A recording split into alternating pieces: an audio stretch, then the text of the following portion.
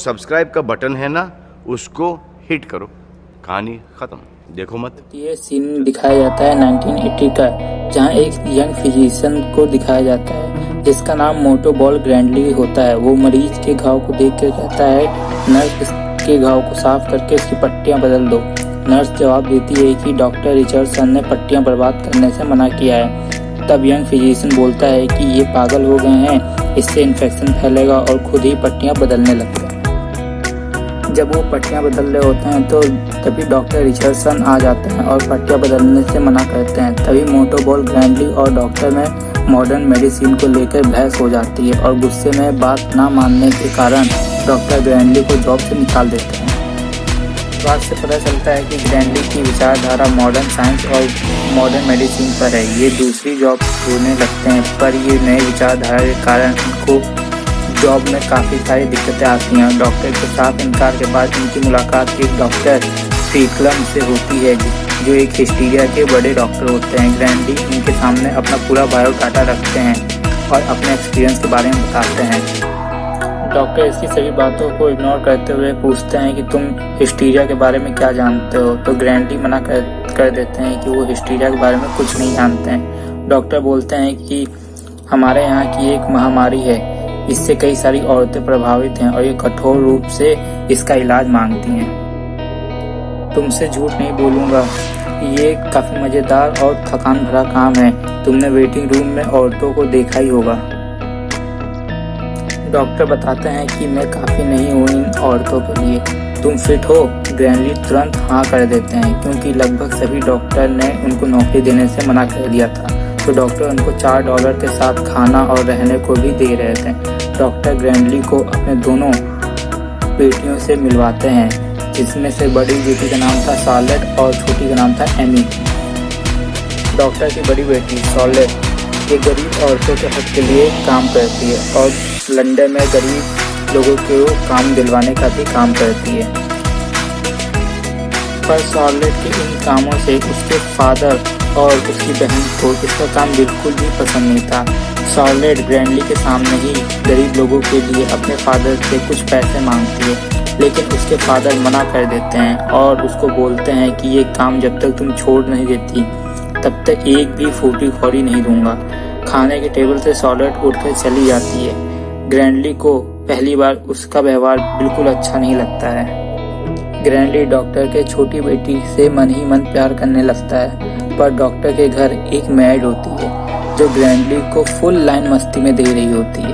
अगले दिन सुबह डॉक्टर ग्रैंडली को एक पेशेंट से मिलवाते हैं और ग्रैंडली को उसका काम समझाते हैं। डॉक्टर अपने हाथों पर ऑयल लगाते हैं और पेशेंट को सर्टिफाइड करने की कोशिश करते हैं। ग्रैंडली के स्मार्ट होने की वजह से डॉक्टर के क्लिनिक में और भी औरतों की लाइन लगने लगती है और रोज ग्रैंडली के हाथों से आनंद लेती हैं। लेकिन एक दिन ग्रैंडली के रोज ये काम करने से ग्रैंडली के हाथों में काफ़ी ज़्यादा दर्द होने लगता है। वो कभी अपने हाथों को ठंडे पानी में, कभी रबर के बॉल को दबाकर आराम लेने की कोशिश कर रहा होता है। इसी बीच शार्लेट एक गरीब औरत को यहाँ लाती है जिसका एक पैर टूट गया होता है। ग्रैंडली उसके पैर पर प्लास्टर चढ़ा देता है और शार्लेट उसको थैंक यू बोलकर चली जाती है। डॉक्टर ग्रैंडली को बुलाते हैं और उसको बोलते हैं कि यहाँ किसी भी गरीब बस्ती वाली औरत का ट्रीटमेंट नहीं होगा। ग्रैंडली बोलते हैं कि मैंने भी कसम खाई है कि मैं बिना पैसों का लोगों का इलाज करूँगा। इसलिए ग्रैंडली कुछ दिनों बाद उस औरत का प्लास्टर उतारने शार्लेट के पास ही पहुँच जाते हैं। शार्लेट उसे इम्प्रेस हो जाती है और उसे गरीब लोगों की मदद करने को बोलती है। ग्रैंडली अपने कुछ मजबूरियां बताता है। अगले दिन ग्रैंडली के पास एक पेशेंट आती है, पर ग्रैंडली का हाथ बहुत ज़्यादा दर्द करता है, जिस वजह से पेशेंट को ठीक तरह से सर्टिफाइड नहीं कर पाता है और पेशेंट डॉक्टर से शिकायत कर देती है ग्रैंडली की, जिससे डॉक्टर ग्रैंडली से काफ़ी ज़्यादा गुस्सा होते हैं और जॉब से निकाल देते हैं। ग्रैंडली अपने एक दोस्त के घर जाता है जो फेदर डस्टर का मशीन का आविष्कार कर रहा होता है। बातों ही बातों में ग्रैंडली उसके मशीन को स्टार्ट करते हैं और ये देखते हैं कि इसके वाइब्रेशन से इनके हाथ को आराम मिल रहा है। और फिर वो अपने दोस्त को कहते हैं कि इसकी रफ्तार को तेज़ करो। जब इसकी रफ्तार को तेज़ करने के बाद इसके वाइब्रेशन से इनको काफ़ी ज़्यादा रिलीव हो रहा होता है। तभी उसको एक आइडिया आता है ये औरत के वेजाइना पर इस्तेमाल करेगा, पर उसके सामने एक प्रॉब्लम होती है कि सबसे पहले किस पर ट्राई करेगा। तभी उस मैट के बारे में इसको याद आता है जो डॉक्टर के घर पे उसको फुल लाइन दे रही होती है। मैट भी रेडी हो जाती है। जब ग्रैंडली उस मशीन का यूज उस पर करते हैं तो उसका इम्प्रेशन देखकर काफ़ी ज़्यादा चौंक जाते हैं, काफ़ी ज़्यादा खुश होते हैं। सच बताऊं तो मुझे भी इसके इम्प्रेशन काफ़ी ज़्यादा अच्छे लग रहे हैं। ग्रैंडली और उसके दोस्त डॉक्टर के पास जाकर सब बात बताते हैं तो डॉक्टर भी उस मशीन को देखकर यूज़ करने का परमिशन दे देता है। लंदन की औरतों की और लंबी भीड़ उमड़ पड़ती है। ये मशीन काफ़ी सक्सेसफुल रिजल्ट दे रही होती है। इसी खुशी में डॉक्टर अपनी छोटी बेटी एमिली की शादी ग्रैंडली के साथ करने को बोलता है और इसी खुशी में एक छोटी एंगेजमेंट पार्टी रखता है जहाँ पे ग्रैंडली शार्लेट को एक अच्छे ड्रेस में देख के उसको पसंद करने लगता है। पार्टी अच्छे से चल रही होती है, तभी गरीब बस्ती की औरत आती है जिसके सर से खून निकल रहा होता है। बोलती है कि हमें अपने घर से निकाला जा रहा है। शार्लेट जिससे लोन ली रहती है उससे बात कहती है तो पता चलता है कि उसके फादर ने ये घर खरीद लिया है क्योंकि वो शार्लेट को इस काम से दूर रखना चाहता है।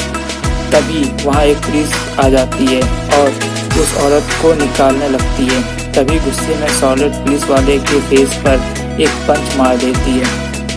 पुलिस वाला शार्लेट को गिरफ्तार कर लेता है। डॉक्टर और एमिली ग्रैंडली से बोलते हैं कि कोर्ट में बोल देना कि शार्लेट को हिस्टीरिया है जिससे उसे सजा नहीं होगी।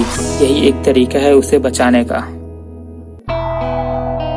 डॉक्टर की ये सब बातें सुनकर ग्रैंडली भी इसके बातों से एग्री हो जाता है। फिर हमें अगला सीन कोर्ट का दिखाया जाता है जहाँ पे कानूनी वकील शार्लेट को वायलेंट और एग्रेसिव बताते हुए सजा की मांग करता है और गवाही के तौर पर ग्रैंडली को बुलाया जाता है। लेकिन ग्रैंडली ये नहीं कहता है जो डॉक्टर कहने को बोलता है। शार्लेट को एक अच्छी समाज सेविका बताता है और हिस्टीरिया एक बीमारी नहीं औरतों की जरूरत बताता है। ग्रैंडली की बातें सुनकर वहाँ सभी लोग तालियां बजाते हैं और शार्लेट को 1 मंथ की सजा दी जाती है जो कि ये पुलिस वाले को फेस से पंच की थी। शार्लेट भी इस सजा को एक्सेप्ट कर लेती है क्योंकि ग्रैंडली भी उसके लिए एक अच्छे तरीके से सपोर्ट करता है।